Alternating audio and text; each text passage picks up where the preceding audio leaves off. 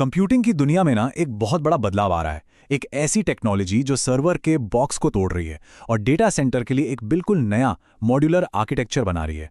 जी हाँ, आज हम बात कर रहे हैं CXL 4.0 की, और ये कैसे मेमोरी के सारे नियम हमेशा हमेशा के लिए बदलने वाला है।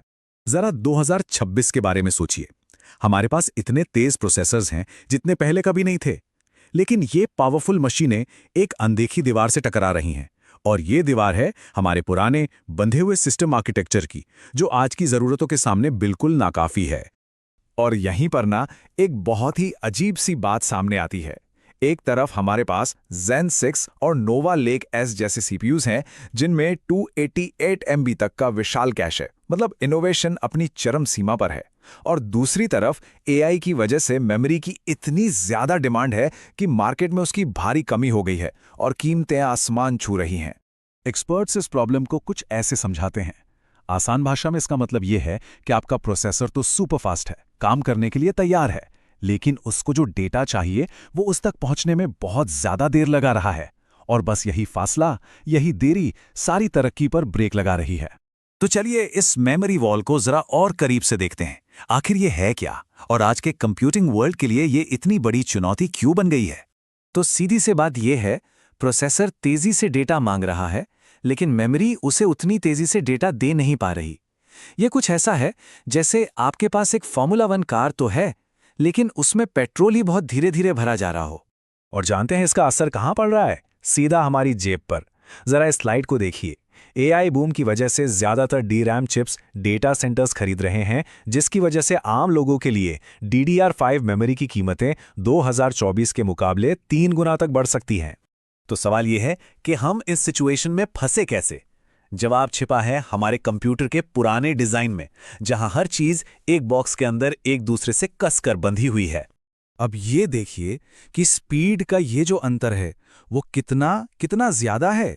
CPU अपने कैश से डेटा 10 नैनोसेकंड से भी कम में ले लेता है, लेकिन लोकल DRAM से वही डेटा लाने में 80 से 120 नैनोसेकंड लगते हैं। और अगर सिस्टम को NVMe स्टोरेज तक जाना पड़े तो ये टाइम बढ़कर 15,000 नैनोसेकंड से भी ज्यादा हो जाता है। यही है वो मेमोरी वॉल। लेकिन देखिए, जब भी कोई ऐसी बड़ी प्रॉब्लम आती है तो उसका सल्यूशन भी आता है। और इस केस में वो सल्यूशन है कंप्यूट एक्सप्रेस लिंक, यानी CXL। ये सिर्फ एक छोटा मोटा अपग्रेड नहीं है, ये एक बिल्कुल नए मॉड्यूलर आर्किटेक्चर का ब्लूप्रिंट है। CXL की असली ताकत समझने के लिए मेमोरी कोहेरेंसी को समझना होगा।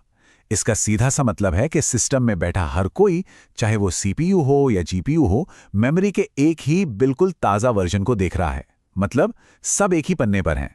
एक शेयर्ड मॉड्यूलर सिस्टम के लिए यह सबसे ज़रूरी चीज़ है, और CXL इसी को मुमकिन बनाता है। और CXL यहाँ तक एक रात में नहीं पहुँचा है। 1.1 ने इसकी नींव रखी, 2.0 ने मेमोरी को पूल करने की सुविधा दी, 3.0 ने इसे पूरे फैब्रिक में शेयर करने लायक बनाया, और अब आता है CXL 4.0 जो PCI 7.0 पर बना है और इस मॉड्यूलर विजन को असलियत में बदल रहा है। और अब बात करते हैं आज के असली हीरो की। CXL 4.0 की सबसे बड़ी कामयाबी है एक मेमोरी फैब्रिक बनाना। ये एक ऐसा ढांचा है जो मेमोरी को सर्वर की दीवारों से आज़ाद कर देता है और उसे एक शेयर्ड मॉड्यूलर रिसोर्स बना देता है जिसे कोई भी इस्तेमाल कर सकता है। तो सवाल यह है कि CXL 4.0 में आखिर ऐसा क्या खास है जो उसे ये क्रांतिकारी काम करने की ताकत देता है? इसका वो सीक्रेट वेपन क्या है? जवाब है बंडल्ड पोर्ट्स। यही है इसका सीक्रेट सॉस। सोचिए, जैसे कई छोटी छोटी गलियों को मिलाकर एक 8 लेन का सुपर हाईवे बना दिया गया हो। बंडल्ड पोर्ट्स बिल्कुल यही करते हैं। ये कई फिजिकल कनेक्शंस को जोड़कर एक सिंगल लॉजिकल सुपर पाथ बना देते हैं, जो इस मेमोरी फैब्रिक को जबरदस्त बैंडविड्थ देता है। और इसका नतीजा 1.5 टेराबाइट प्रति सेकंड से भी ज्यादा की बैंडविड्थ। ये कितनी स्पीड है? इतनी कि आप एक सेकंड में सैकड़ों हाई डेफिनेशन फिल्में ट्रांसफर कर सकते हैं। मेमोरी वॉल को तोड़ने के लिए इतनी ताकत तो चाहिए ही। लेकिन CXL 4.0 सिर्फ स्पीड के बारे में नहीं है, ये स्केल के बारे में भी है। इसमें रीटाइमर्स का सपोर्ट है, जिसका मतलब है कि ये मेमोरी फैब्रिक अब एक सर्वर तक ही सीमित नहीं रहेगा। ये कई रैक तक फैल सकता है, और इसी से एक सही मायनों में मॉड्यूलर डेटा सेंटर बनाना मुमकिन होता है।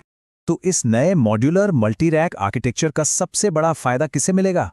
जाहिर सी बात है, आर्टिफिशियल इंटेलिजेंस को। ये टेक्नोलॉजी एक विशाल मल्टी रैक ब्रेन बनाने जैसी है। अच्छा, तो ये काम कैसे करता है?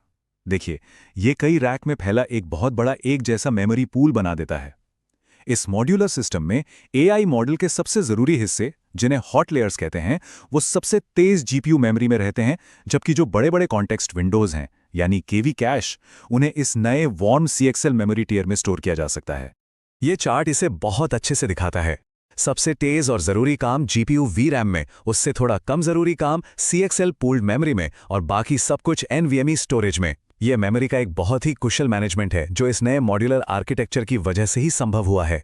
तो इन सब बातों का निचोड़ क्या है? सबसे बड़ी बात यह है कि कंप्यूटिंग का भविष्य डिसएग्रीगेटेड है। मतलब अब चीजें एक दूसरे से बंधी नहीं रहेंगी, बल्कि उन्हें जरूरत के हिसाब से अलग और जोड़ा जा सकेगा। इस बात को समझना बहुत जरूरी है। CXL 4.0 सिर्फ एक केबल या एक छोटा सा सुधार नहीं है। ये डेटा सेंटर के लिए एक नया ऑपरेटिंग सिस्टम है, एक बुनियादी क्रांति। चलिए पुराने और नए तरीके में फर्क देखते हैं। पहले मेमोरी हर सर्वर के अंदर कैद थी, एक तरह के अकुशल साइलो में, और अब ये एक विशाल साझा पूल है, जिसे एक लचीले मेमोरी केंद्रित फैब्रिक के जरिए कोई भी कभी भी इस्तेमाल कर सकता है। और ये सिर्फ कोई थ्योरी नहीं है, पूरी इंडस्ट्री इसी दिशा में आगे बढ़ रही है। भविष्य कंप्यूटिंग के अलग अलग हिस्सों को आज़ाद करने और उन्हें एक स्मार्ट फैब्रिक के जरिए जोड़ने का ही है। तो अंत में एक सवाल छोड़कर जाता हूं। अगर हम मेमोरी और प्रोसेसर को फिजिकली अलग कर सकते हैं और उन्हें अपनी मर्जी से किसी भी कॉम्बिनेशन में जोड़ सकते हैं, तो सोचिए भविष्य में कंप्यूटर शब्द का मतलब ही क्या होगा? 2030 की दुनिया में ये कैसा दिखेगा? इस पर सोचिएगा जरूर।